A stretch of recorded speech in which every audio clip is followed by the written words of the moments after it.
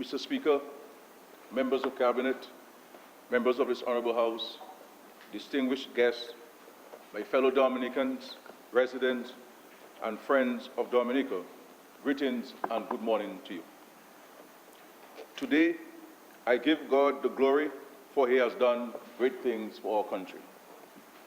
He has stood steadfast with us, guiding and directing us through many challenges.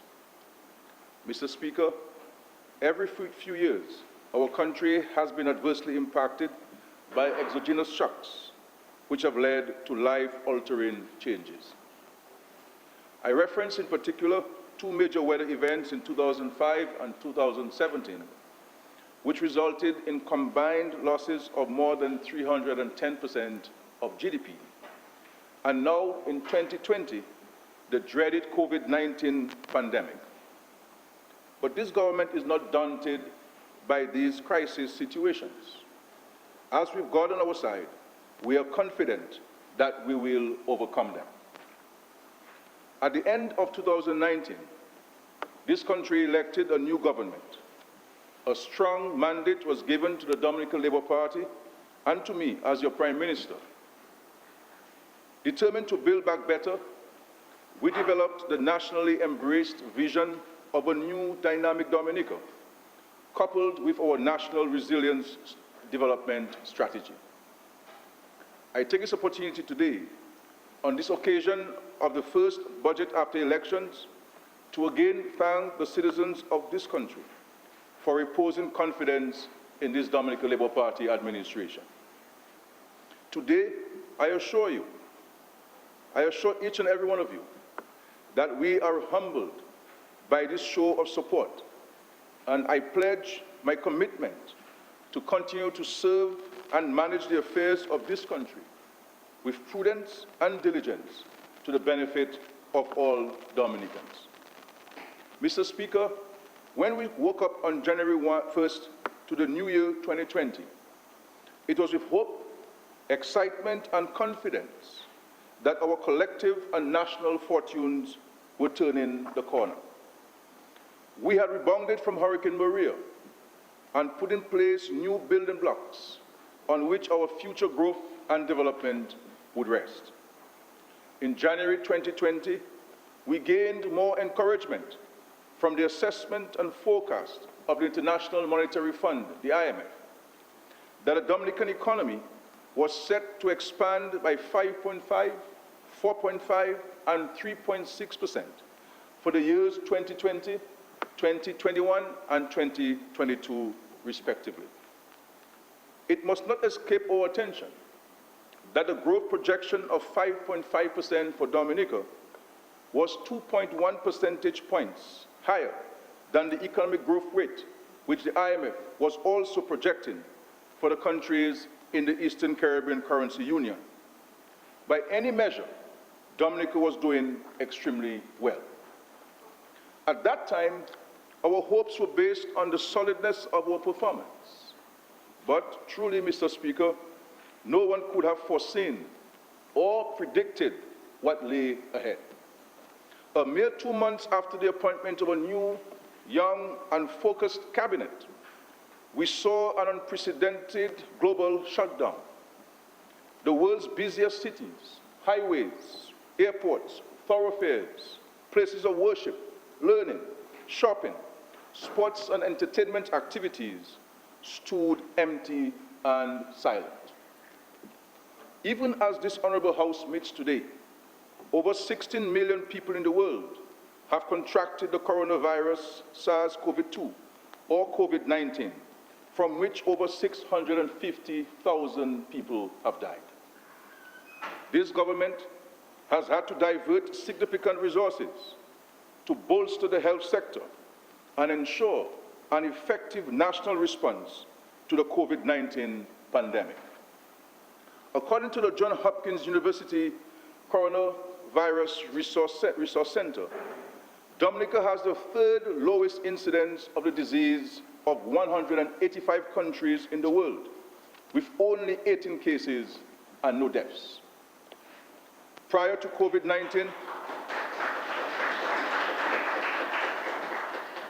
COVID-19, the IMF reported that global growth had been 2.9% in 2019 and was expected to be 2.3% in 2020.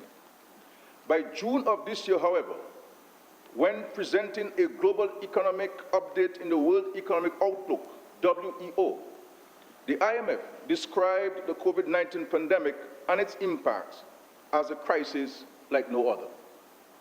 Mr. Speaker, according to the WEO, the baseline focus envisions a 5.2% contraction in global GDP in 2020. Growth in the group of emerging market and developing economies is forecast at -3% in 2020. Growth among low-income developing countries is projected at -1% in 2020. The IMF reports that for the first time, all regions are projected to experience negative growth in 2020. The small island developing states of the Caribbean are standing on the precipice of the greatest risk to our economies and societies in modern history, with an expected contraction of 8%. This, Mr. Speaker, is a disturbing forecast. Mr. Speaker, this is the broad background in which the annual budgetary exercise for the government and people of Dominica now takes place. I am pleased to report to you that this government, which I have had the honor to lead, has kept Dominica and Dominicans safe.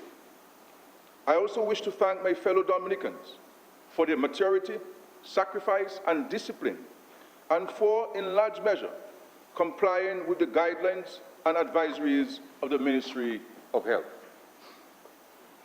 In our national and collective objectives, this government will not turn back. This Prime Minister will keep pressing forward. This country will not fail. Dominicans will survive. Dominicans will succeed.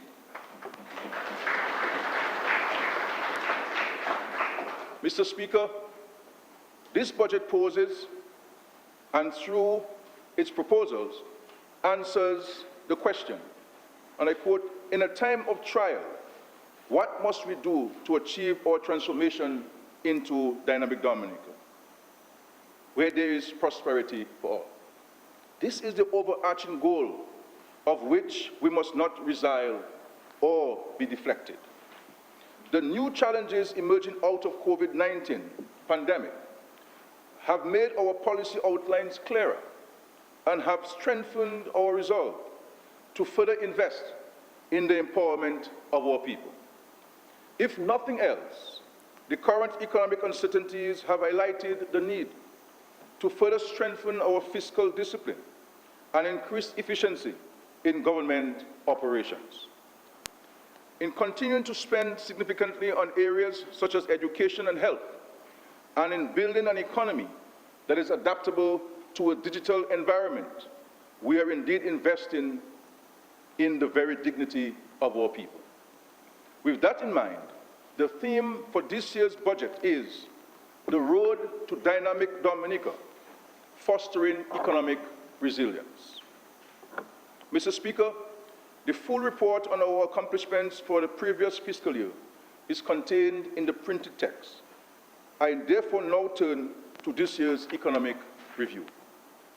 Macroeconomic performance and outlook. The arrival of COVID-19 disease to our shores on March 22, 2020, and our subsequent efforts to contain its spread led to a virtual shutdown of the economy, of the country.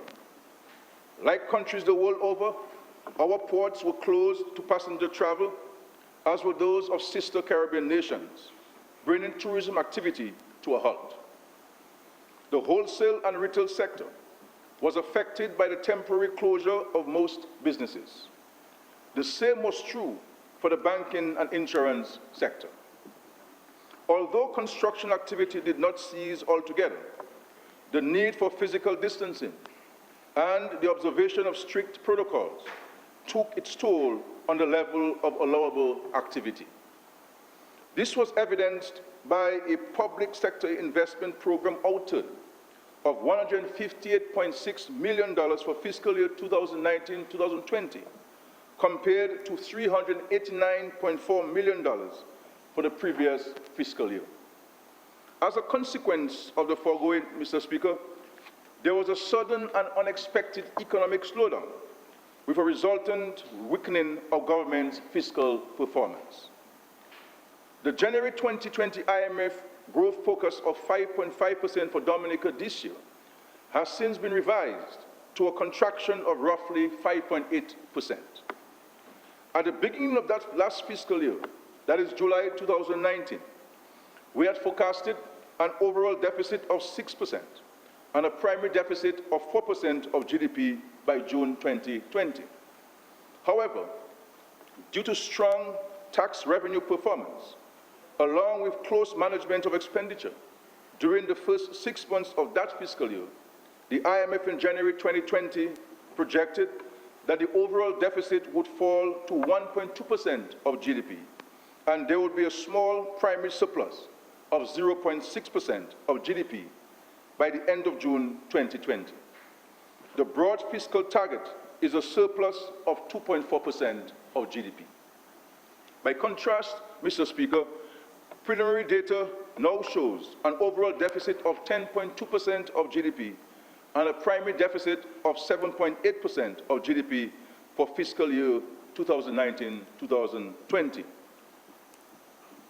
This fiscal outcome is primarily as a result of COVID-19 induced revenue shortfall of some 33.6% and a sharp increase in unplanned expenditure associated with the containment of the virus. Notwithstanding what has transpired over the last 6 months, this government is still optimistic of a recovery of the economy. Barring further disasters, the outlook suggests a 3.5% expansion in economic activity in 2021 as the impact of the pandemic dissipates and the economy returns to normal. Growth is expected to average 2.3% over the medium term. Mr. Speaker, at the end of fiscal year June 30, 2020, the government's external debt stood at $683.3 million, of which $599.8 million is central government debt, and $83.7 million is debt guaranteed for public corporations. Domestic debt for the same period amounted to $550.4 million, of which $481 million is held by central government and $69.2 million is guaranteed by central government for public corporations. During the fiscal year 2019-2020, a sum of $52.8 million was borrowed from external sources to manage the spread of COVID-19 disease and mitigate against its adverse impact on the economy. An amount of $37.9 million came from the IMF under the Rapid Credit Facility, $6.7 million from the Caribbean Development Bank, and $8.2 million was borrowed from the World Bank's International Development Association as part of the OECS Regional Health Project. The resolutions to authorize these facilities will be presented at the next sitting of Parliament. On the domestic side, government converted a portion of its overdraft balance and non-performing loans of the Public Works Corporation to a 20-year loan in the sum of $125 million. The total debt to GDP as of June 30, 2020 is estimated at 79.4%, with central government debt to GDP at 69.6%. Mr. Speaker, notwithstanding the fiscal gap, we have not defaulted on our debt service obligations. We continue to make all debt payments on time and in time, Mr. Speaker. It is imperative that government continues to maintain its good track record in servicing its debt, and every effort will be made to meet debt commitments as they become due and payable. Building financial resilience. Mr. Speaker, the management of government's finances has not been easy. Amidst continual climatic and global economic shocks. Financing gaps have to date been managed at sustainable debt levels and without imposing any additional tax burden on the people of Dominica. The salaries of public officers have not been affected. No one was sent home or no one has been sent home. And we serviced our debt, as I said, on time, Mr. Speaker.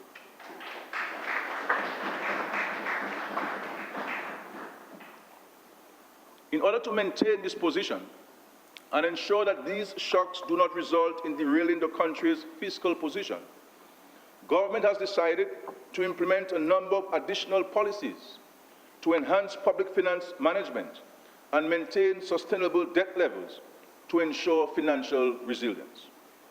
A disaster resilience strategy, DRS, was recently developed with technical assistance from the IMF. It is government's intention to include that strategy as an annex to the Climate Resilience and Recovery Plan, which was published in May 2020. That plan is built on 3 pillars. Pillar 1, structural resilience. Pillar 2, financial resilience. Pillar 3, post-disaster resilience. Mr. Speaker, to achieve financial resilience, more robust and up-to-date public finance management legislation is required. With the support of the Caribbean Regional Technical Assistance Center, CARTAC, a new public finance management bill has been drafted and is being reviewed.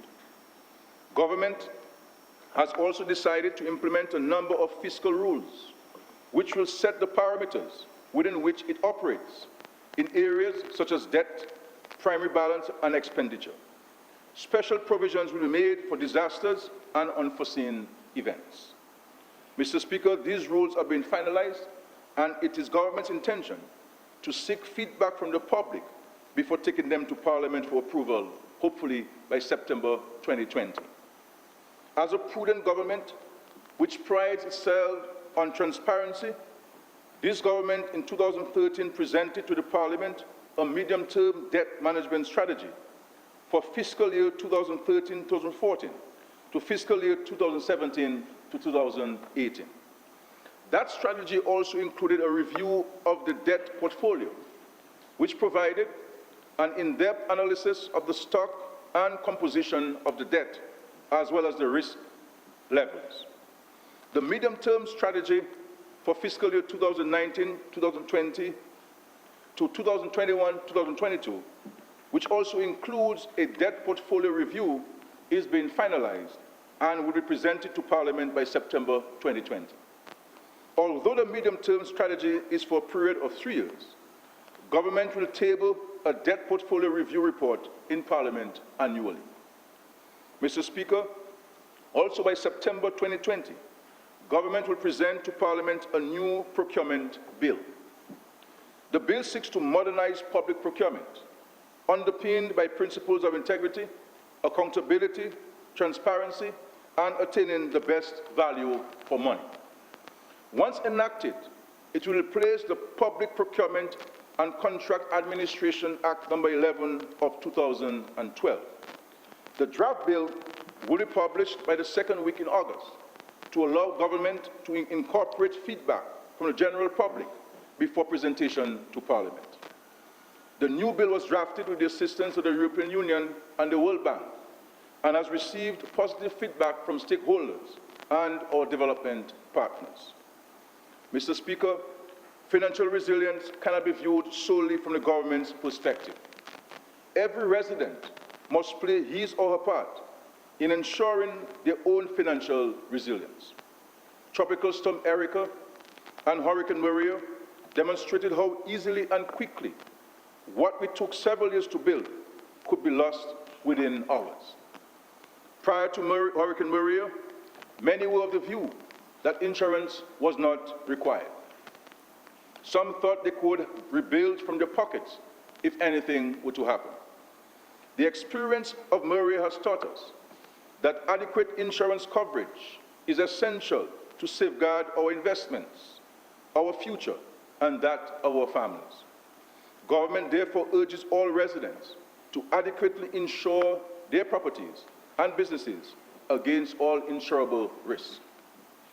Mr. Speaker, government, with assistance from our partners, the European Union and the Government of Canada, continue to pay insurance premiums annually to the Caribbean Catastrophe Risk Insurance Facility. That insurance policy provides much-needed cash flow following natural disasters, such as tropical cyclones, earthquakes, and excess rainfalls. We have also set up a Vulnerability, Risk, and Resilience Fund at the Eastern Caribbean Central Bank to cover emergency expenditure following disasters.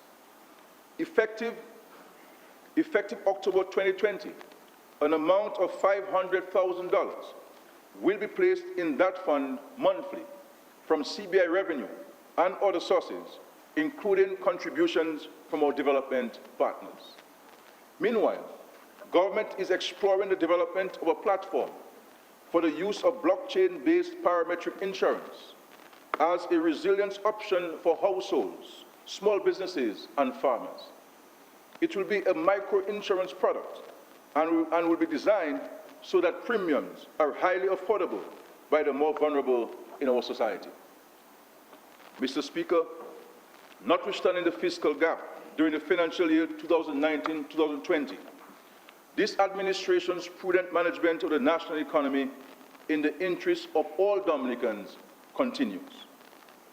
In protecting the fiscal position and national economy, this administration will not falter. This administration, Mr. Speaker, will keep pushing Dominicans forward. This country will not fail. Mr. Speaker, having set the context in which this budget is being presented, the budget for fiscal year 2020-2021 will not be presented to the Honourable House. The budgetary and fiscal position point to an overall deficit of 7.9% of GDP and a primary deficit of 5.9% of GDP.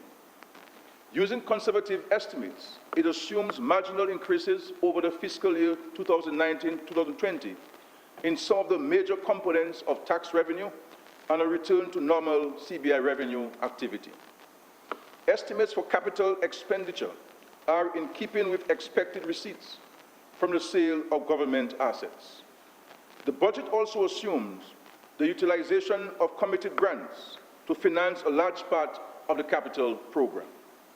Table 2 in the printed text summarizes the 2020-2021 budget along with the forecast for the next 2 years. This framework projects further fiscal deficit for 2021-2022 and a return to overall and primary surpluses by the third year. As you will see, Mr. Speaker, government's continued expenditure rationalization, combined with a more pragmatic approach to anticipating spending, has prompted estimates which suggest a reduction in recurrent expenditure going forward. Declines are expected in a number of expenditure areas over the next 2 fiscal years. Efforts to manage and access capital and debt financing on concessional terms are expected to manifest themselves through a reduction in interest payments for 2020-2021. Capital expenditure is projected to remain elevated in keeping the government's aim of stimulating the economy. Mr. Speaker, as already indicated, there were weaker than expected revenue collections during the third and fourth quarters of fiscal year 2019-2020 as a result of the COVID-19 pandemic. Preliminary data indicates total revenue fell short of projections by 33.4%. However, tax revenue for fiscal year 2019-2020 fell short of estimates by a mere 1.5% due to a very strong performance during the first 2 quarters of that year and signs of a rebound during the final month, that is June 2020. On the other hand, non-tax revenue fell 61% below projections. The government is encouraged by the visible signs of economic recovery as the sectors continue to reopen. This recovery must be attributed to the resilience of the Dominican people, coupled with the policy initiatives of the government. I am happy to report, Mr. Speaker, that barring any further disasters or external shocks, total revenue is expected to improve gradually during this fiscal year and exceed the revenue for fiscal year 2019-2020 by 27.7%. We must keep praying, Mr. Speaker, as it is well known that this hurricane season is expected to be very active, with at least 5 Category 5 hurricanes projected for this year. Table 3, Mr. Speaker, in the printed text, give a summary of the estimates of recurrent revenue for 2020-2021. The major contributors are value-added tax, $145.6 million, or 20.9%. International trade tax, $88.4 million, or 12.7%. Other domestic taxes, $66.1 million, or 9.5%. Non-tax revenue, $330.5 million, or 47.5%. Personal income tax, $31.6 million, or 4.5%. And corporate income tax, $24.5 million, or 3.5%. In fiscal year 2020-2021, the total recurrent expenditure inclusive of interest and debt amortization is $605 million. Mr. Speaker, the full details of all expenditure are outlined in the accompanying documents tabled before this Honorable House. Mr. Speaker, the largest allocation of the budget is under the Ministry of Finance in the sum of $245.7 million. This includes an amount of $31.2 million for interest payments and an amount of $59.9 million representing debt amortization and the contribution to the sinking fund. The sum of $36.5 million is comprised of retiring benefits to public officers, along with the payment of compassionate allowances and non-contributory pensions to senior citizens over the age of 70 years. The Ministry of Education, Human Resource Planning, Vocational Training, and National Excellence will receive the second highest allocation of $74.4 million. The Ministry of Health, Wellness, and New Health Investment has been allocated $59.9 million, or 9.9% of the total recurrent budget. The Ministry of National Security and Home Affairs will receive an allocation of $53.2 million, or 8.8%. The Ministry of Public Works and the Digital Economy is allocated $52.3 million, or 8.7% of the recurrent expenditure. Mr. Speaker, a significant portion is allocated towards funding the newly installed telecommunications network to facilitate our digital transformation. The Ministry of Foreign Affairs, International Business, and Diaspora Relations has been allocated $20.5 million, or 4.4%. The Ministry of Tourism, International Transport, and Maritime Initiatives has been allocated $17.5 million, or 2.9% of the total. $13 million of this amount is allocated to marketing and improving access to Dominica. Mr. Speaker, the allocation for goods and services accounts for 39% of the total, or $238.3 million. The sum of $168.2 million, or 28% of the total, is estimated for meeting the cost of personnel emoluments. An amount of $66.83 million, or 11% of the total recurrent expenditure budget, has been set aside to meet commitments related to transfers and subsidies, while the sum estimated for retiring benefits is $36.51 million, or some 6%. Mr. Speaker, government will continue to work to maintain macroeconomic stability and create employment opportunities to ensure the livelihoods of our people. We will achieve this by building on the successes of the past. Over the past 2 decades, we have witnessed significant investments by government, not only in the productive sectors, but also in building the infrastructure to create an enabling environment to attract foreign direct investment into our local economy. As we continue on our quest to build a dynamic Dominica, we recognize that it is imperative that we consolidate our position and pursue strategies to exploit linkages between sectors and create a niche for ourselves based on our comparative advantage. This will be achieved through the implementation of a number of strategic projects, which I will now discuss.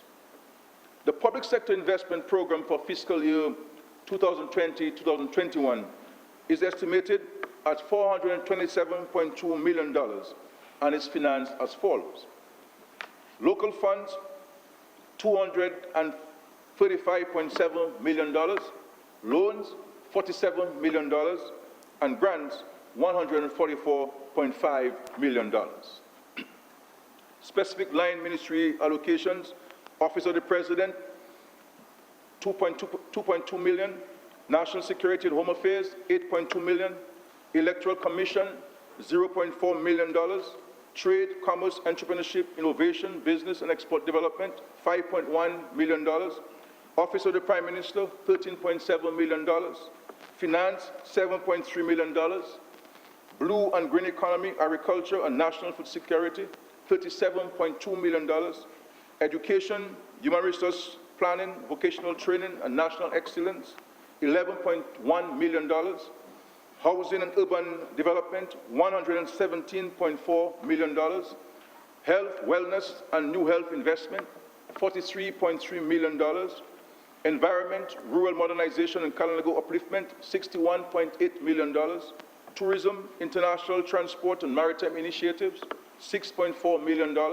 Sports, Culture and Community Development, $18.5 million, Economic Affairs, Planning, Resilience and Sustainable Development, Telecommunications and Broadcasting, $7.8 million, Public Works and the Digital Economy, $71.1 million, Cabinet Office, $3.7 million, Youth Development and Empowerment, Youth at Risk, Gender Affairs, Seniors Security and Dominicans with Disabilities, $0.9 million, Governance, Public Service Reform, Citizen Empowerment, Social Justice and Ecclesiastical Affairs, $1.2 million, making for a grand total of $427.2 million.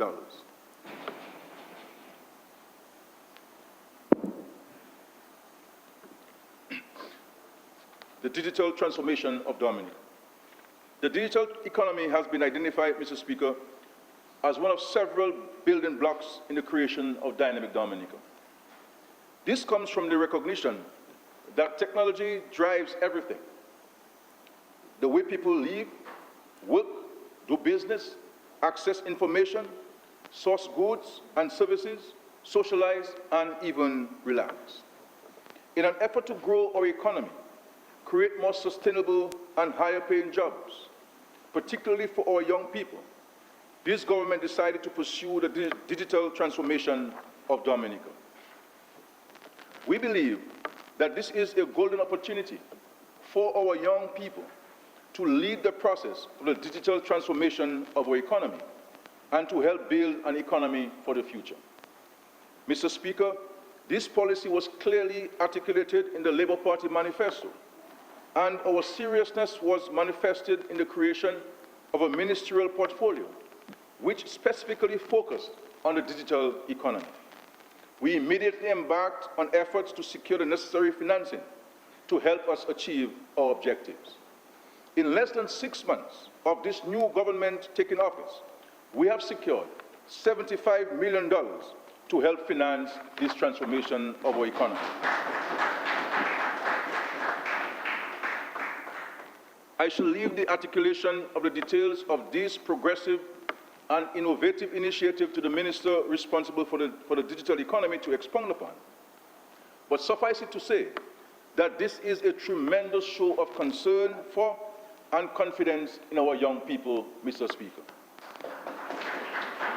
As I said earlier, this $75 million being invested in the youth to assure them, especially those now at university and other schools, of increasing opportunities for them in this emerging economy. Mr. Speaker, this will complement the complete upgrade of government's telecommunications infrastructure and network that began last year. This transformation, while primarily advantageous to young people, will also benefit the whole of the society.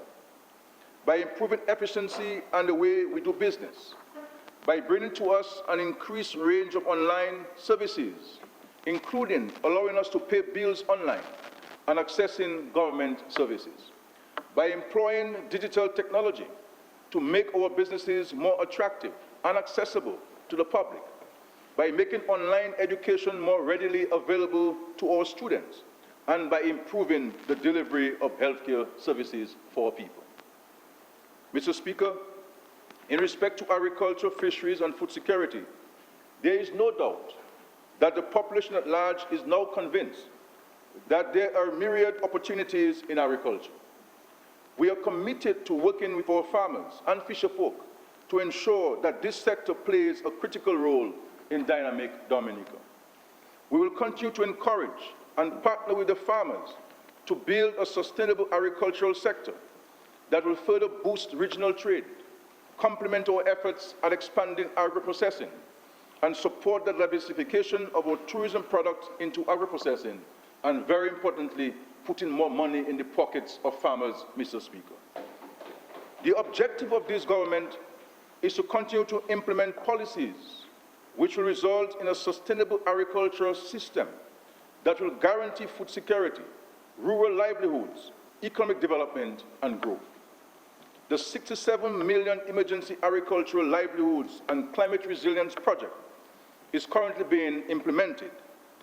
This will include, among other things, the propagation of 627,600 tree crops, 5,249,000 root crops, 837,000 vegetable seedlings over the next 5 years, as well as technical and financial support to farmers.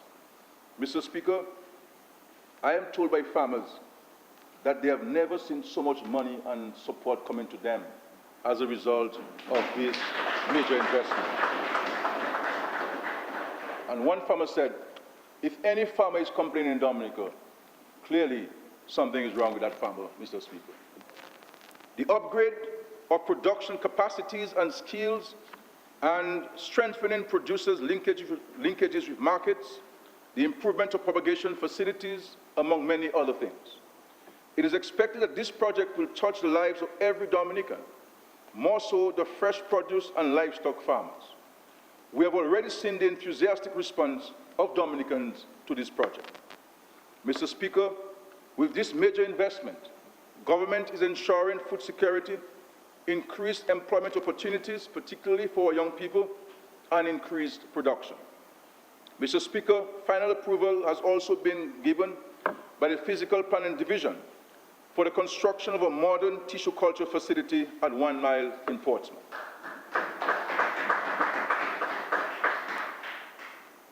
This project will be financed with a grant of $13 million from the People's Republic of China and is part of the government's efforts towards modernizing agriculture. We thank the government of the People's Republic of China and the Chinese Agricultural Technical Mission for their continued partnership and contribution to our economy. We will continue to work with farmers, Mr. Speaker, to increase production of crops, which will be used to expand agro-processing. During this fiscal year, government will undertake a number of initiatives to increase the production and processing of root crops, including the construction of agro-processing facilities, which are expected to benefit 177 farmers and 15 agro-processors. Mr. Speaker, the fisheries sector has rebounded from the destruction of Mariana as a result of government's investments in that sector, which included providing support to fishers in the procurement of boats and purchase of engines. The Climate Change for Fisheries project under the Food and Agricultural Organization began in January this year. It aims to build resilience within the fisheries sector. The project is valued at $440,000 and entails training and tooling of fisherfolk to maintain sustainable livelihoods. The government of Japan has graciously agreed to rehabilitate the fisheries complexes in Roseau and Marigot at a cost of $27 million. We thank the government of Japan for their generosity and support. The rehabilitation of these facilities will result in improved food safety, and facilitate us in meeting the required sanitary standards for certification. It will also improve our ice and storage capabilities.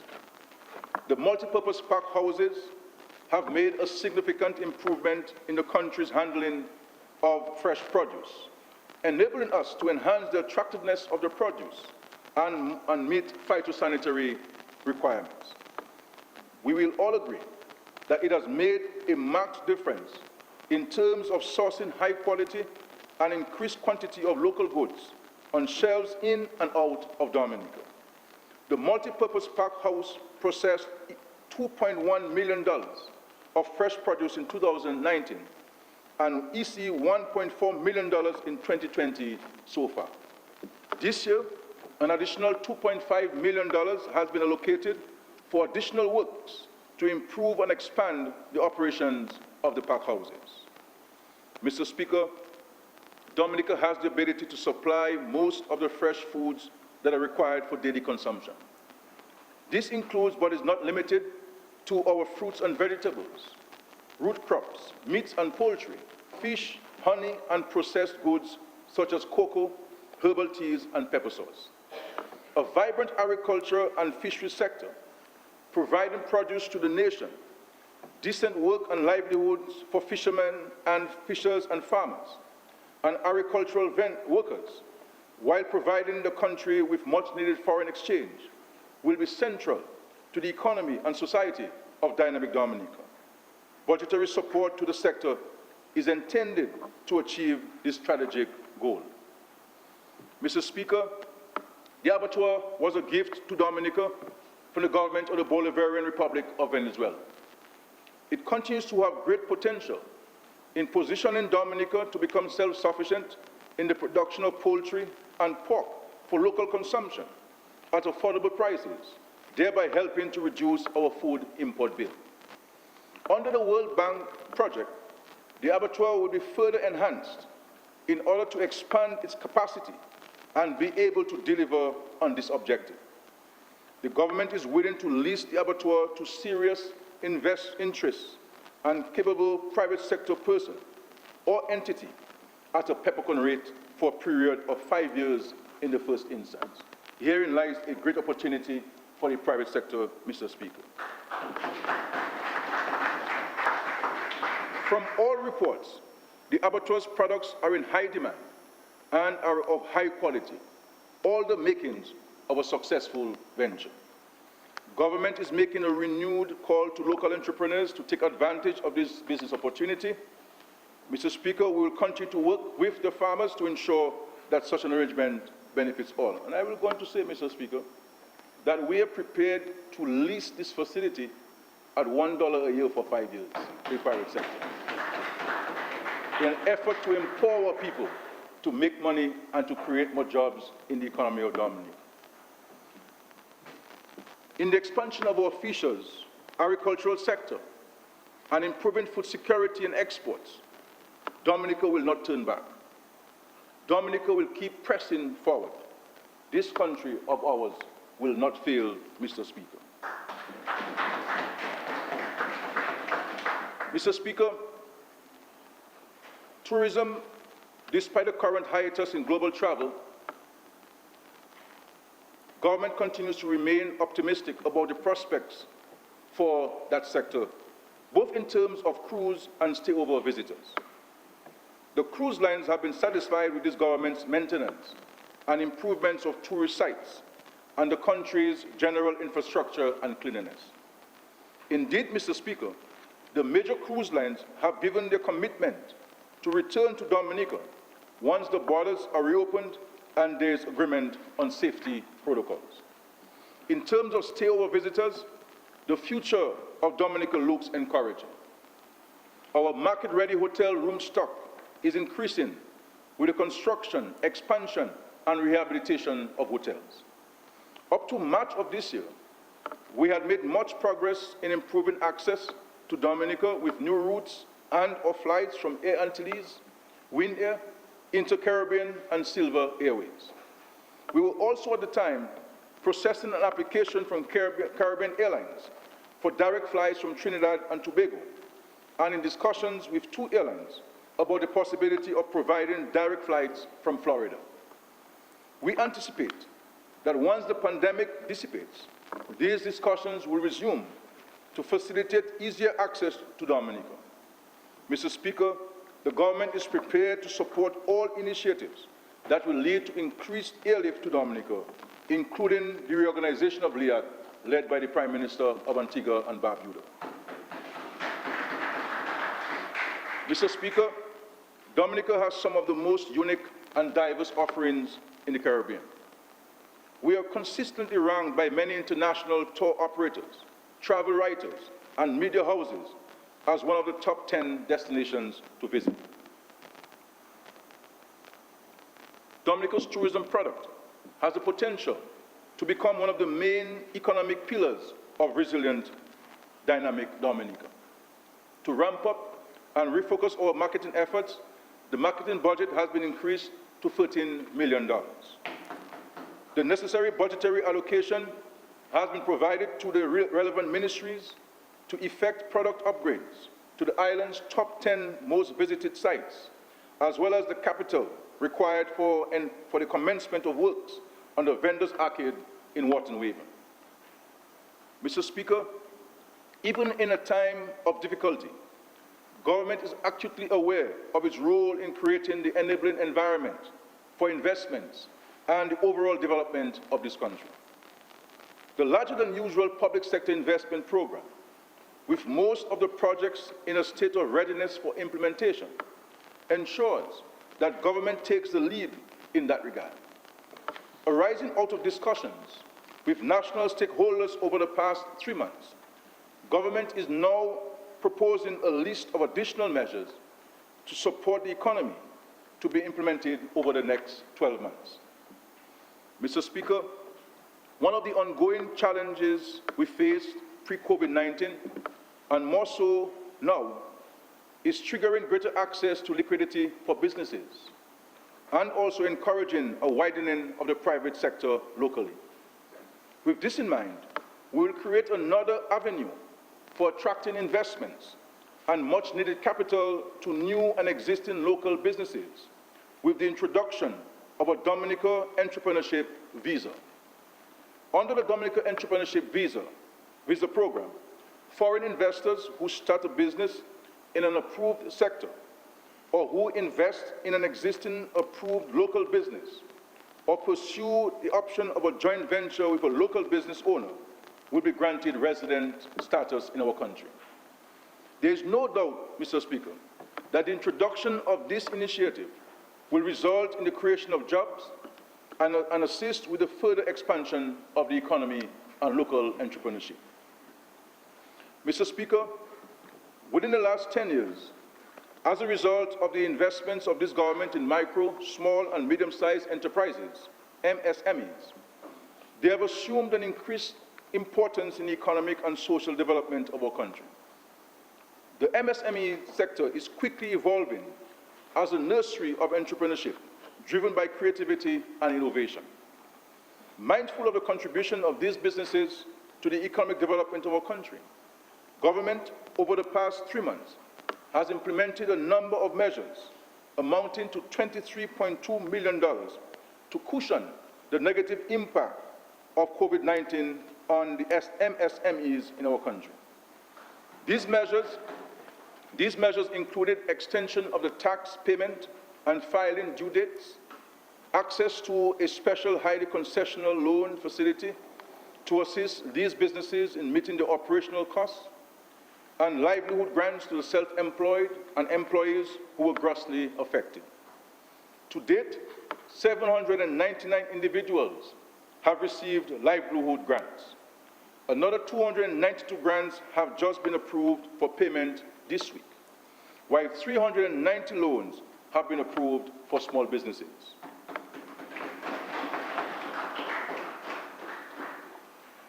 Government is cognizant of the need to continue to assist these businesses in accessing the necessary financing for the development, growth, and viability. Government will provide to the aid bank an amount of $30 million over a 3-year period for lending to micro, small, and medium-sized businesses in Dominica. These funds will be loaned at an interest rate of 1%. This is in addition to the other facilities currently available through the aid bank, Mr. Speaker.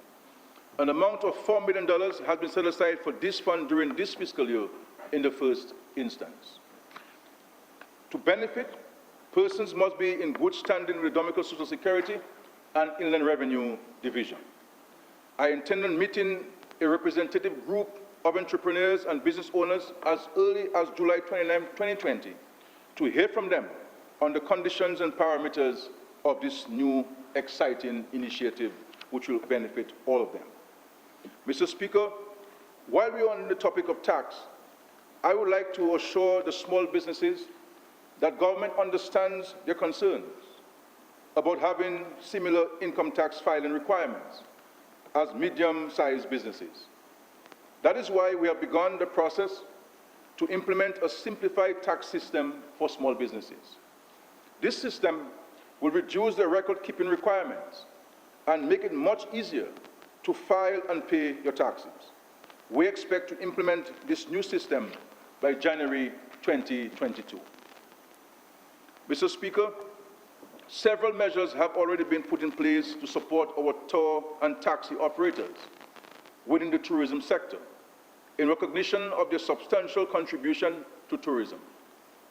This support includes duty-free concessions on materials, equipment, and supplies to support the implementation of the new health and safety protocols, livelihood support grants to former employees and self-employed individuals, access to a COVID loan facility at highly concessionary rate of 1%, and for those who benefited from the post-Maria special facility at the aid bank, the deferment of principal and interest payment for 1 year and 6 months, respectively. Dominica's tourism product, Mr. Speaker, is the entire visitor experience, from the time of a visitor's entry into Dominica and to their departure. Bearing this in mind, government has decided to offer individuals and businesses whose main activity is the transportation of visitors similar concessions to those that are currently granted to farmers. These operators will be granted import duty and excise tax exemptions on motor vehicles to be used exclusively for the transportation of visitors to Dominica.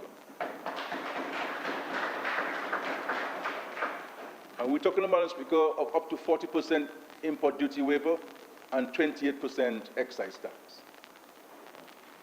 The operators must be registered and certified as taxi operators with the Dominica Air and Seaport Authority, or taxi or tour operators with Discover Dominica Authority for the last 2 consecutive years, and must be in good standing with the Dominica Social Security and the Inland Revenue Division, both in terms of their licenses and taxes.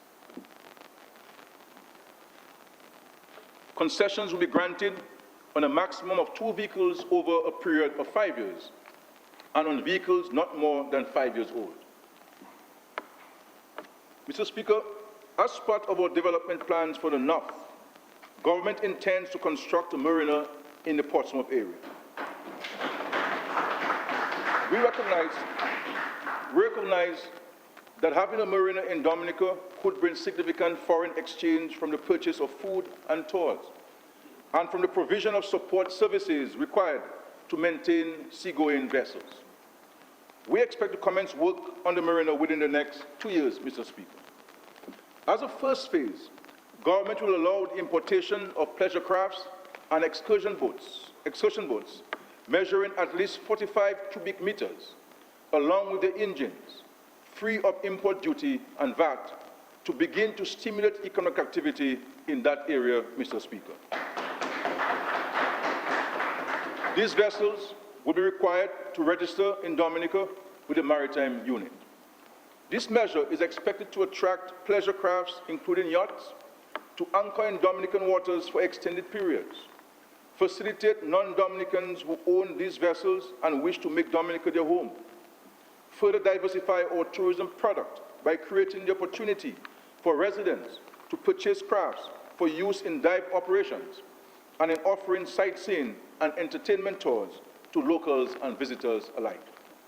Additionally, it is expected to create ancillary job opportunities, particularly in relation to their maintenance. This measure is to take effect from October 1, 2020. Concessions to manufacturers. The creativity and talent of Dominicans express itself in the small agro-processing and craft business using local resources. Government continues to explore export markets for local produce and products. Two critical elements in ensuring the marketability of these goods are attractive packaging and cost. To improve the competitiveness of locally produced goods, government will remove VAT and import duty on packaging and labeling materials, as well as on the equipment and machinery used in the production of goods with effect from September 1, 2020.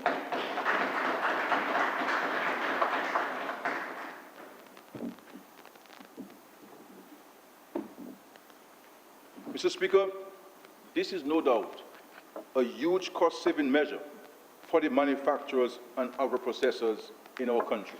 And I can certainly hear the shout of thank you very much for this massive investment in the manufacturing sector, Mr. Speaker. Mr. Speaker, following Hurricane Maria, government made the exceptional effort to assist persons in restoring their livelihoods. The post-disaster funding and support to individuals, families, farmers, fishers, single parents, business people and others, as well as various sectors of the economy, were some of the largest and most generous packages ever given to citizens and investors by a government in this country. The support package included the granting of concessions on building materials, the importation of motor vehicles, equipment, household furniture and appliances to persons who had suffered loss during Hurricane Maria. To date, we have honored virtually all requests for help, irrespective of gender, color, religious, or political persuasion. Going forward, the government will provide a 50% waiver of import duties on a discretionary basis. This measure will not affect, for example, the current policies related to tourism, agriculture, returning residents, and sporting and cultural organizations. Mr. Speaker, the government's ongoing program to modernize the infrastructure in Dominica is a major feature of Dynamic Dominica. With that in mind, I will highlight some of our major infrastructure projects which will commence this fiscal year. The International Airport.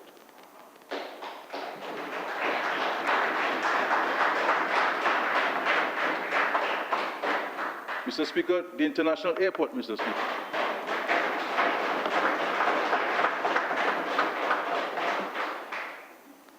Mr. Speaker, progress has been made towards the construction of the International Airport.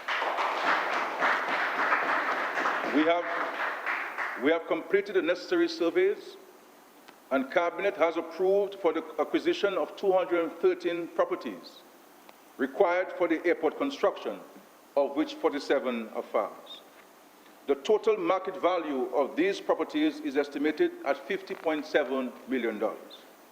Negotiations have been completed with 25 property owners. Government will begin to make payments to the property owners and farmers in August 2020. Geotechnical surveys will be undertaken by September 2020. We want to place on record our appreciation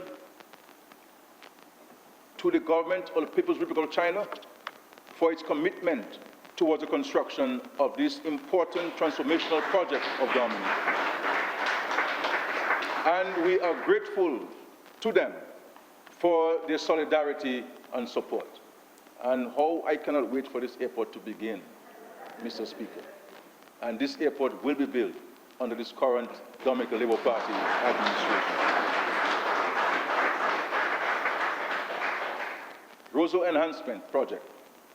Mr. Speaker, the capital city of our country is important to that country symbolically as a place of opportunity and as the hub of the country's economic, social, and cultural life. This government has promised the people of Dominica, more so the people of Roseau, a transformed capital city. This transformation is already taking place, starting from the banks of the Roseau River, with the construction of the Roseau River Promenade and Riverwalk. During this fiscal year, we will see the construction of a bypass running from the east to west along the southern border of the Botanic Gardens. Part of the vision of this government is to undertake the transformation of the Botanic Gardens into an oasis of safety, calm, and beauty for all to enjoy. With the construction of the bypass, we will be able to make the Botanic Gardens a pedestrian zone. Also, work will begin on the reconstruction of Great George Street.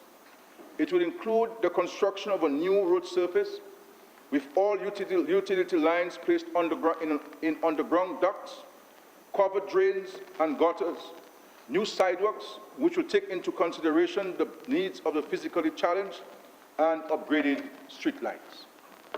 Mr. Speaker, during the financial year, a 140-meter wall will be constructed along the southern bank of the Roseau River between the E.C. Black Bridge and the Goodwill Link Road Bridge.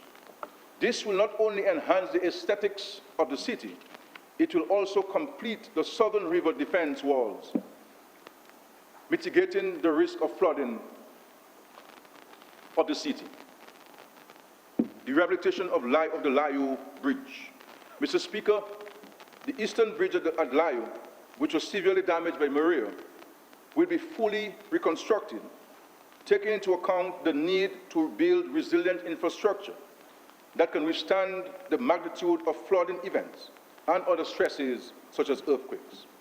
A sum of $14.9 million has been budgeted for these works, and this bridge, Mr. Speaker, will be built using the same technology that we have used on the construction of the 3 new bridges along the Eolibla Highway, which were recently commissioned, Mr. Speaker. Loubaix to Bacatel Road. Designs and cost estimates have been prepared for the construction of the section of road from Loubaix to Bacatel. That project is being funded by the government of the United Kingdom and will see the construction of a number of new bridges, drainage systems, road widening and straightening, and a new road surface. Due to the terrain in that area, particularly between Fontbower and Pichne and Dubik, the cost estimates for new designs exceeded the funding available. This required that the designs be reviewed in order to arrive at an estimate which is more in line with the budgeted amount. I have been advised that the revised designs should be completed by the third quarter of the fiscal year. Northeast Road Project. A contract was awarded earlier this month for a feasibility study, as well as preparation of designs and cost estimates for improving a 36.1 kilometer span of roadway on the northeast from the St. Mary's Bridge in Hatton Garden to Borough Square in Portsmouth. This consultancy is funded by the Kuwaiti Fund for Arab Economic Development. I am pleased to announce to this Honorable House and the people of Dominica, particularly the people of the East, that a contract in the amount of $126.8 million has been awarded for the full rehabilitation of approximately 30 kilometers of roadway from Wadiab in the Emerald Pool area to Cassibruce and through the Kalnago territory onto Hatton Garden.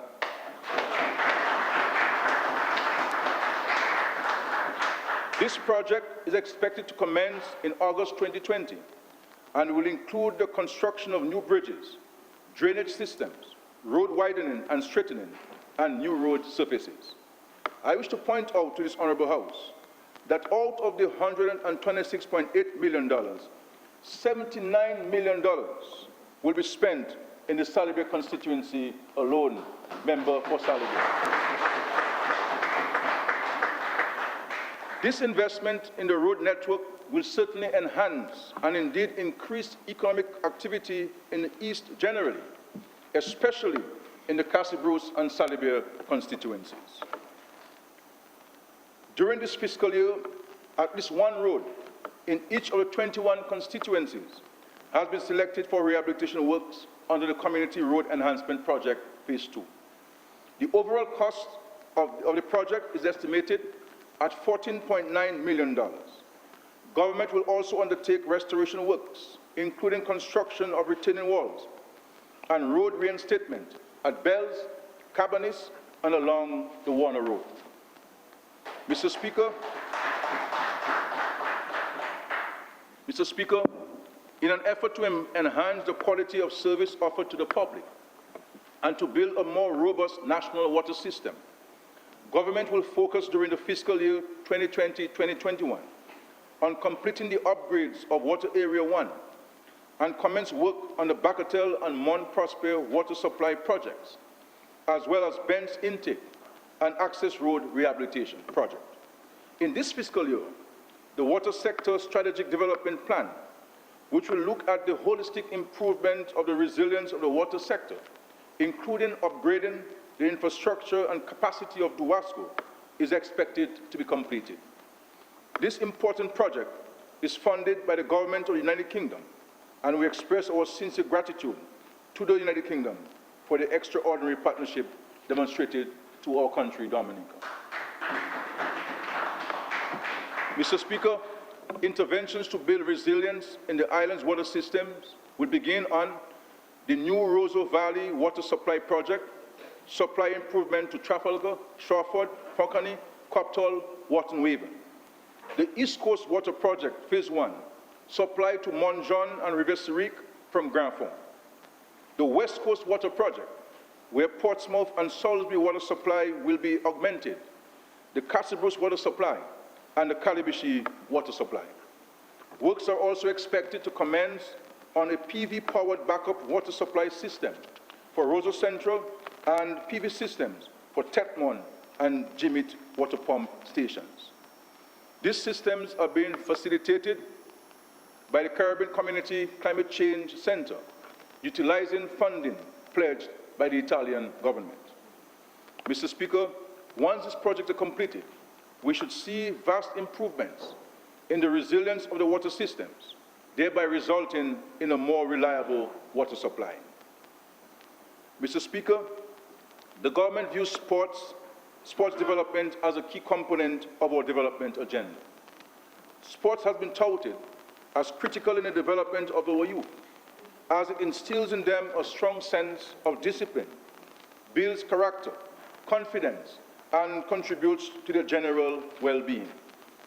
In fiscal year 2020-2021, an amount of $2.5 million has been allocated for the construction of the multi-purpose sports complex at Stock Farm, which will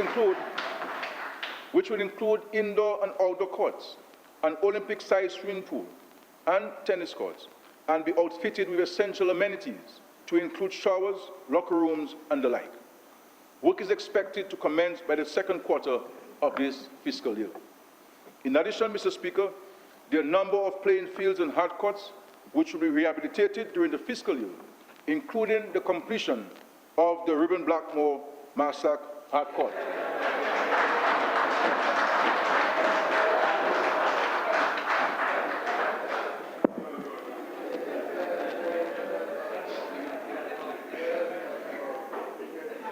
Mr. Speaker, government remains committed to building the first climate resilient nation in the world.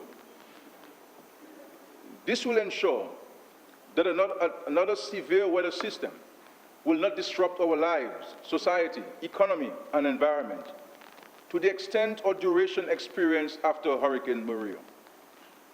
The electricity sector is one of the essential pillars upon which a resilient nation must be built. We are exploring the recommendations of the Sustainable and Resilient Energy Plan, developed with the assistance of the Clinton Climate Initiative, with particular regard to the integration of large-scale solar PV to the national grid on the west coast and the north of the island, and the creation of microgrids.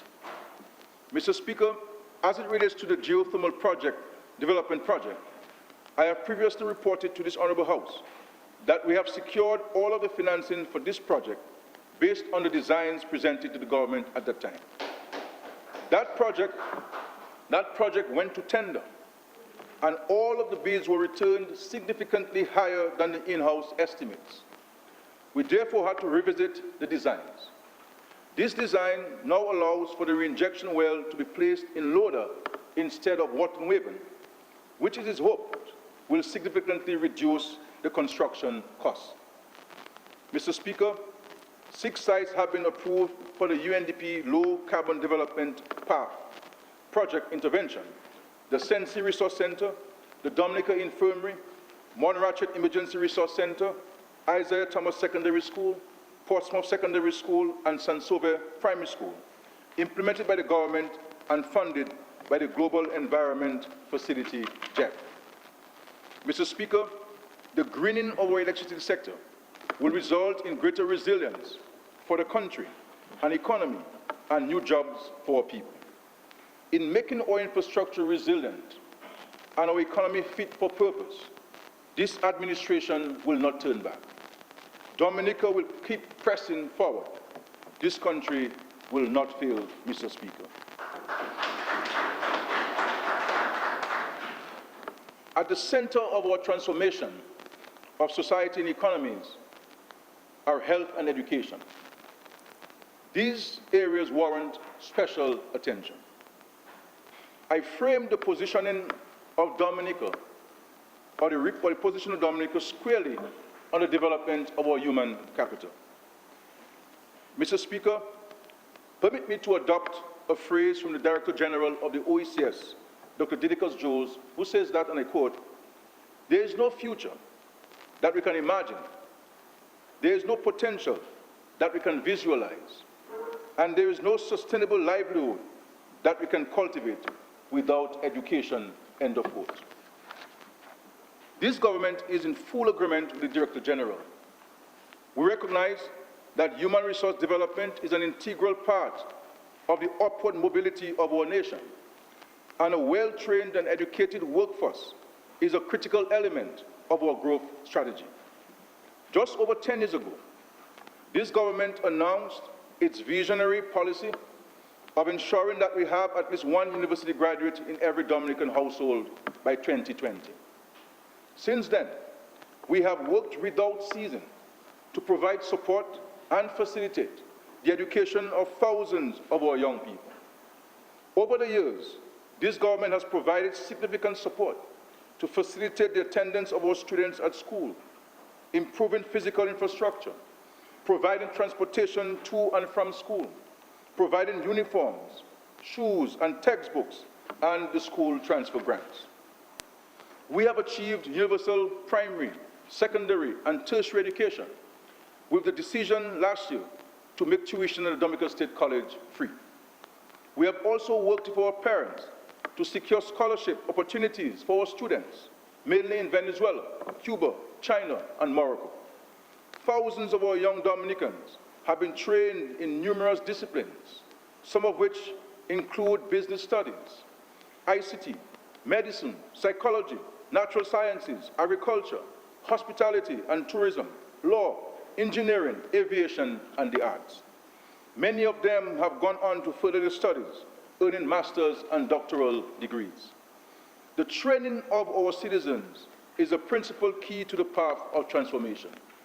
Many of our scholarship recipients are now employed throughout the public service and private sector, with many creating jobs for themselves and others. Their discipline, skills, and qualifications is helping to build our new society and economy in dynamic Dominica. And you can see all of these young people, Mr. Speaker, on the government side. All of these people, and many thousands others.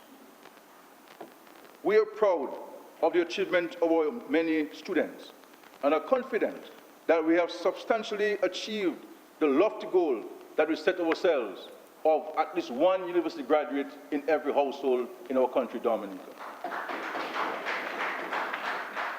Cabinet has recently approved an amount of $4.2 million, representing the 40% student loan debt relief, which was announced in November 2018. The grants, which will be settled very shortly, will benefit several of our young people and provide the space required to further invest in themselves and the country. And just imagine, you have a loan of $100,000, the government is giving you $40,000 of that because you won't have to pay it back. And my admonition to our young people is to invest this money, buy a piece of land, and contribute towards the construction of your home. Invest in it to create wealth for yourself and for your family. Do not waste it. That's my sincere advice. We must ensure that Dominica's young people are self-sufficient and can contribute to the building of Dominica. Mr. Speaker, there is no doubt that under Labour, under the Dominica Labour Party, education has been a success story for the people of Dominica. The current goal of government is to educate, train, and equip a highly educated, talented, qualified, and skilled workforce, second to none. In this new fiscal year, the construction and rehabilitation of schools damaged during Hurricane Maria will continue with grant funding from the Government of Canada and the People's Republic of China. There is a commitment by the Government of Canada to rehabilitate 5 schools, of which the Salisbury Primary School has been completed.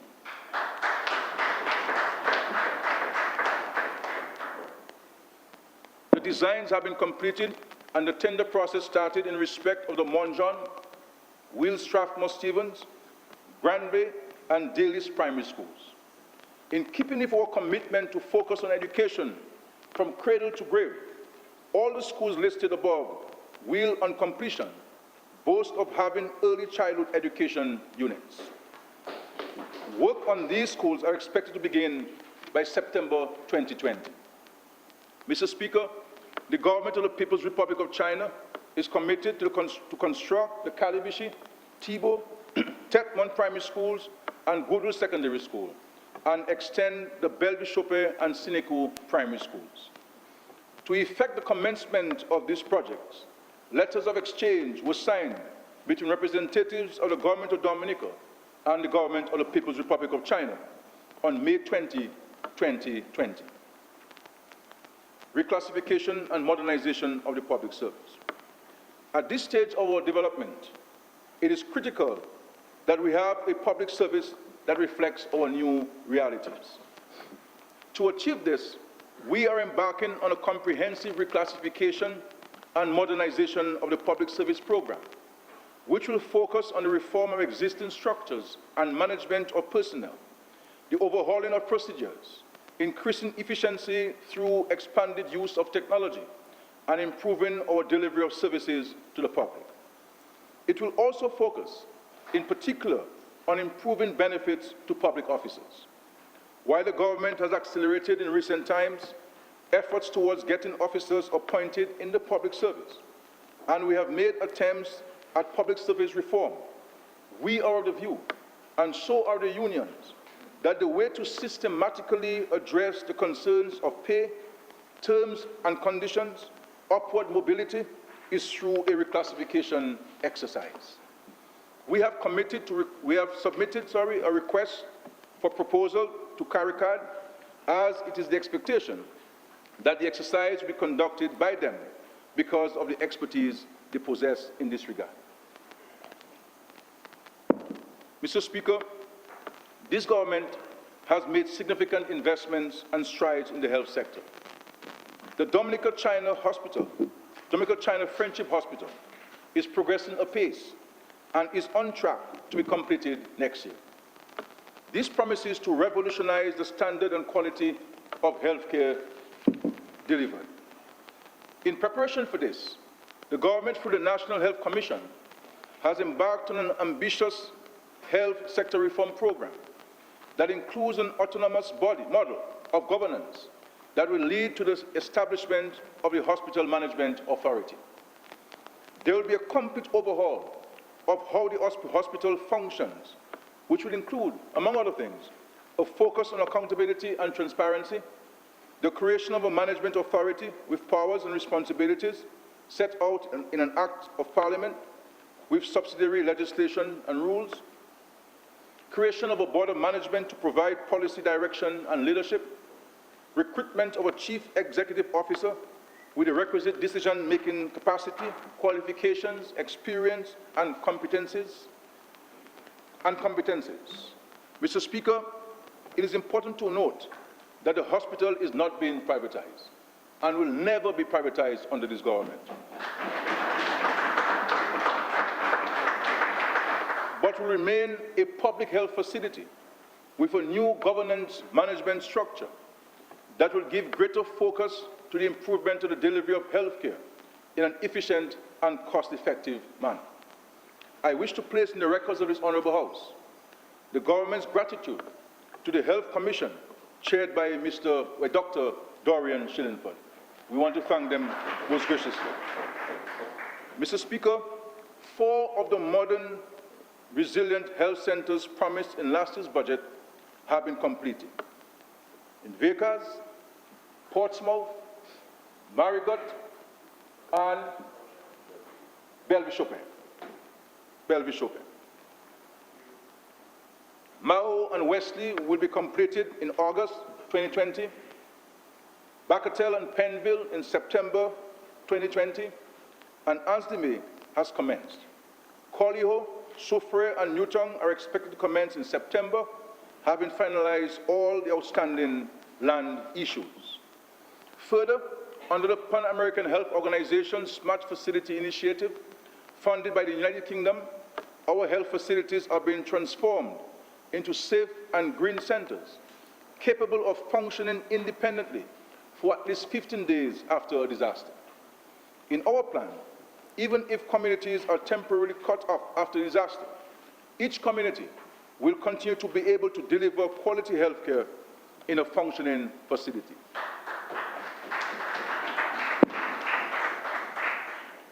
I am pleased, Mr. Speaker, to report to this Honourable House that the new Marigot Hospital,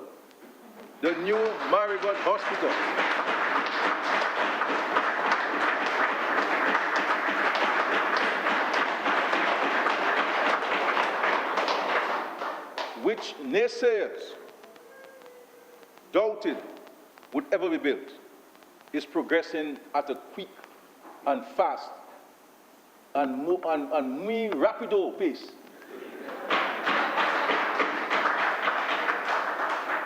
Construction began in January 2020, and the hospital will be completed in April 2021. The new hospital will occupy 55,800 square feet and will be fully equipped with an operating theatre, ICU, inpatient wards, accident and emergency department, lab services, dialysis unit, X-ray services, among other services. Provision has also been made for staff quarters and parking. Another significant feature of the expansion of our healthcare facilities, system and services, beyond ensuring a more healthy and productive population capable of fully enjoying life, Mr. Speaker, is the number of good-paying jobs that will be created. It is in this context of new opportunities in the health sector that the importance of training and upskilling young Dominicans become more apparent, both for the upward social mobility and as a national development strategy. Mr. Speaker, one of the most significant outcomes of the changes and benefits that Dominicans will enjoy in healthcare is that our small country will emerge as one of the leaders in healthcare services and delivery in the Caribbean. Mr. Speaker, this government's commitment to housing the nation is unparalleled anywhere in the world. We have continued to transform and improve the housing conditions of thousands of Dominicans. The people of dynamic Dominica will be properly housed and our national housing and property stock will be amongst the highest quality and most hurricane resilient in the Caribbean.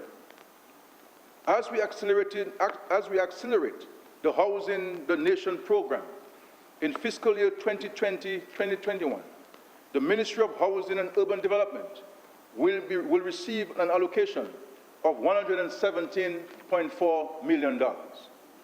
This includes funding of $25 million from the World Bank under the Housing Recovery Project and $10.6 million in grant funding from the European Union.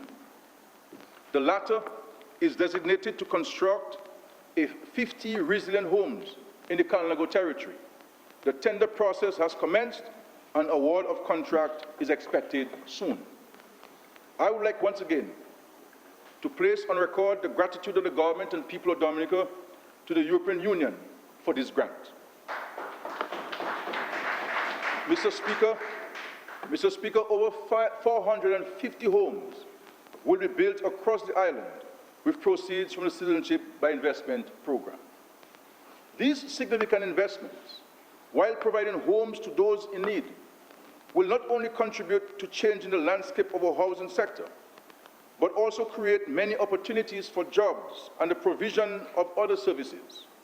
The government, for example, has taken a firm decision that all kitchen cabinets and closets shall be manufactured by local furniture makers in Dominica.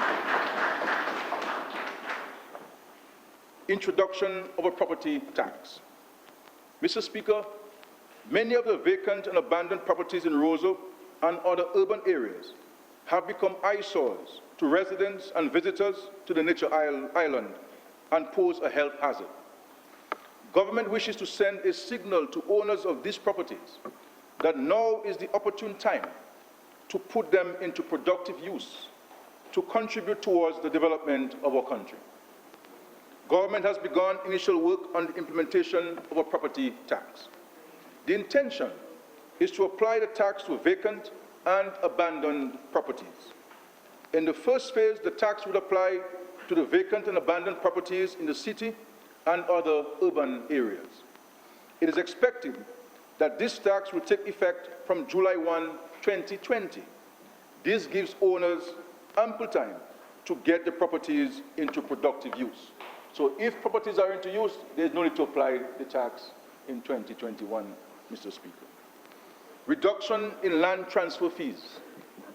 Mr. Speaker, government realizes that several persons own land, but are not in possession of a certificate of title, as they have difficulty in paying the taxes associated with the transfer. There are also several vacant and quite often prime properties which are in a state of abandonment across Dominica. Many of those have been willed to family members who are unable to divide and register these properties in their names simply because they do not have the required financial resources. We are also aware that several Dominicans, particularly young people, would like to own a piece of Dominica, and any assistance received from government would help to make that possible. For a period of 1 year, that is from September 1, 2020 to August 31, 2020, the fees related to transfer or purchase of land will be as follows. Stamp duty, 2%, judicial fee, 1%, assurance fund, 1%, fee to lawyers, a maximum of 1.5%. The total of 5.5% on the value of the property will be paid by the buyer instead of the 10.5%, which is currently payable.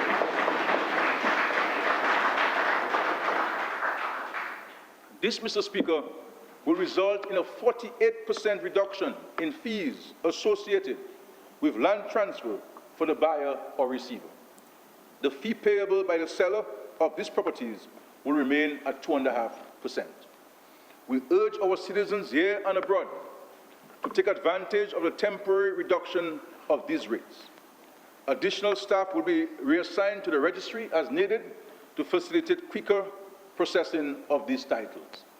We expect these provisions provide greater opportunity for property ownership and formalization of that ownership.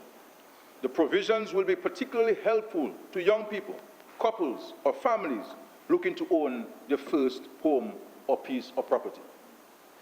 Grants to first-time home builders.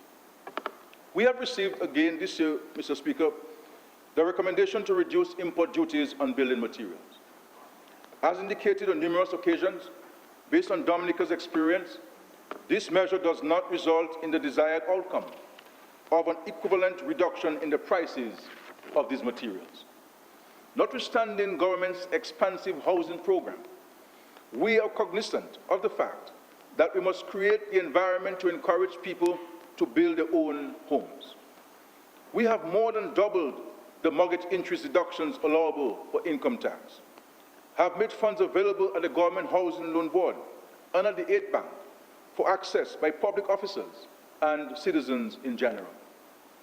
Government is going further this year and is providing for a temporary reduction in the fees related to the transfer of land. It is our desire that everyone, particularly our young people, will take advantage of the opportunity during this very favorable period to invest in the purchase of properties and construction of their homes. To assist in this regard, government has set aside an amount of $1.5 million to support persons under the age of 40 years whose annual income is less than $100,000, who have never owned a home before and are interested in acquiring a home of their own.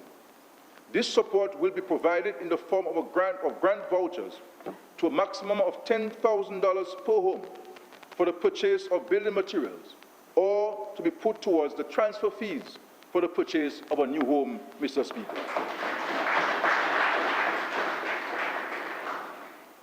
To qualify, first-time home builders must present copies of building plans approved by the Fiscal Planning Division and must have commenced construction with the secured financing required to complete construction of the building where they intend to reside.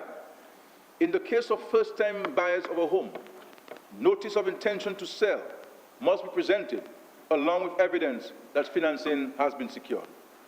These grants will be available from October 1, 2020, and will be administered by the Ministry of Youth Development and Empowerment, and is expected to benefit 150 of our young people, Mr. Speaker.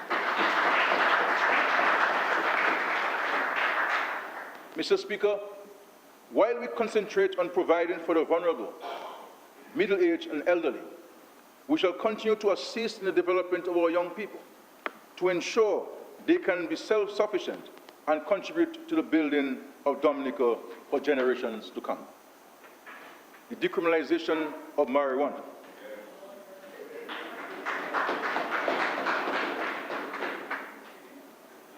Mr. Speaker, there has been a global thrust in recent times to decriminalize certain aspects of marijuana possession, growth, and ownership in recent years.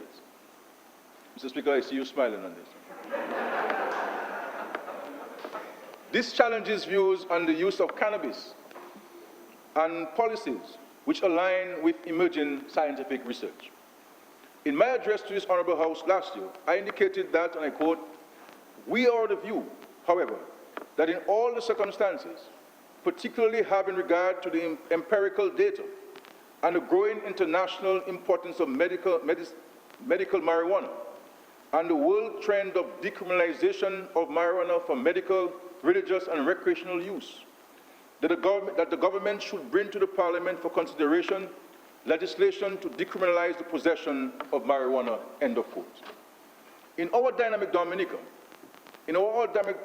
manifesto, there was also a pledge to expunge the criminal records of all persons previously convicted for possessing a spliff or small quantities of marijuana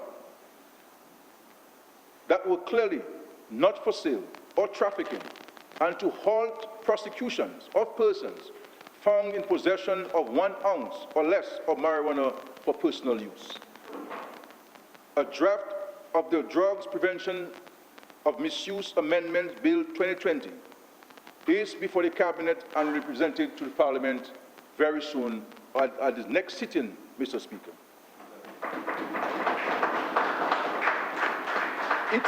It will provide, among other things, for the decriminalization of possession of 28 grams of marijuana or less.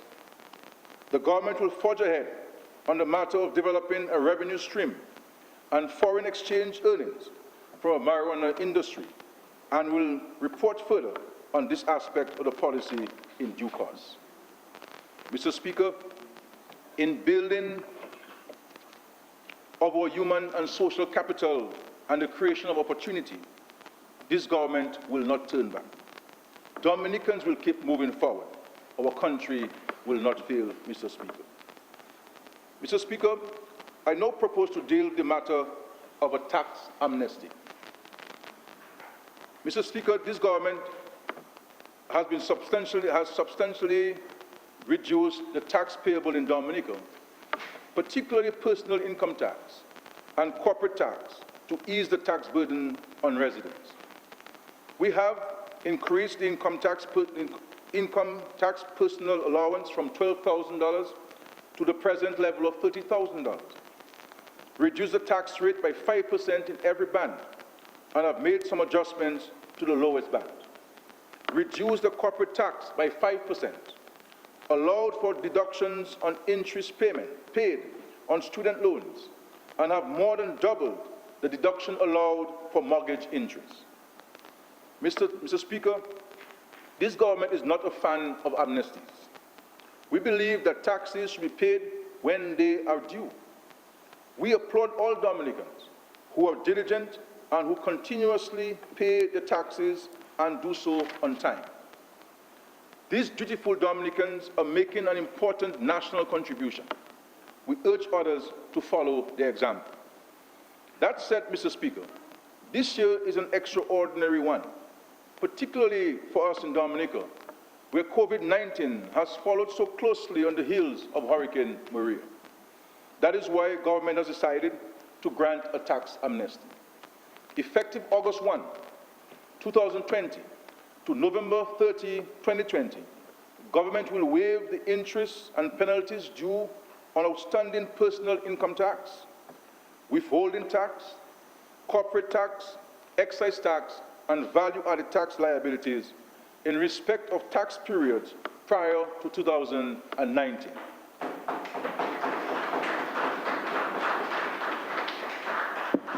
These waivers will only apply if all the principal taxes owed for the respective tax types are paid between August 1, 2020 and November 30, 2020. As I close, Mr. Speaker, I wish to thank the many countries, partners, agencies, friends who have stood with us, particularly through our darkest hours, and who have continued to provide assistance to us, and who have agreed to work with us on this journey to become resilient. We could not achieve as much as we did without your valued support. I thank all of the public officers who have worked long hours, toiling in the vineyard to ensure that our plans and policies were implemented. I single out our new Financial Secretary, Ms. Dennis Edwards. I wish to thank all my colleagues for your continued diligence, hard work, and commitment to our country.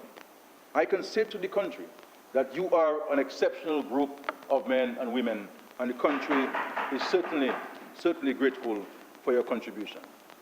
Special thanks to the prayer warriors who continue to pray for the country, government, and for me personally. We thank you and keep praying. And so, Mr. Speaker, as we go forward, as a united nation, and in this period of uncertainty, we appreciate now more than ever that our strongest currency is faith. We have once again shown to the world our resilience, and together we will meet the next challenge with the same vigor as before. History has repeatedly taught us that the Dominican spirit always rises. Our development agenda remains on track, and we are well on our way to delivering the promise of a dynamic Dominica. Mr. Speaker, members of this honorable House, good people of Dominica, when I accepted the honor and responsibility of leading this country, I could not have imagined the challenging times through which I would be called to lead. I have asked the Almighty God to fortify me. I have had to draw on deep reserves of faith. But most of all, I have had to ask you, the people of Dominica, to work with me, to hold your government and your country in prayer. Today, I ask the country to let us stand on our faith as God-fearing people. This is a budget of faith. Faith that it is the right package for these testing times.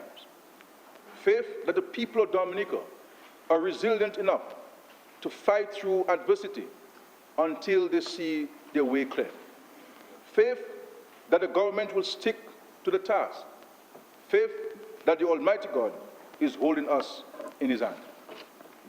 Resting on my faith, I can join with the psalmist David in saying, and I quote, "Be still before the Lord and wait patiently for Him. I have never seen the righteous forsaken or their children beg for bread," end quote. Throughout the Bible, when His people have needed Him, we have seen the hand of God mighty to save. Mr. Speaker, the country must keep faith with the government, and the government and country must keep faith with our God. In good and in lean times, in creating dynamic Dominica, this administration will not turn back. This Prime Minister will not tire. Dominica will keep pressing forward. Dominica will keep moving upward. This country will not fail. Its people will not falter. This country will prosper. The people of Dominica will succeed. Mr. Speaker, I believe it. In this honorable House, I decree it, Mr. Speaker. With God, this team, and this country by my side, I will work towards it. Chebe Dominic 4. Mr. Speaker, I am obliged to you, and I want to thank the country for its graciousness. This is our country, to build, to nurture, and we must ask not what our country can give to us, but what we can do for our country, to quote the late President of the United States of America. This is our challenge, to decide where do we stand. Do we stand with Dominica, or do we stand in a constructive way, or do we stand on the destructive side to undermine the opportunities and the good fortune that the good Lord continues to provide to our country?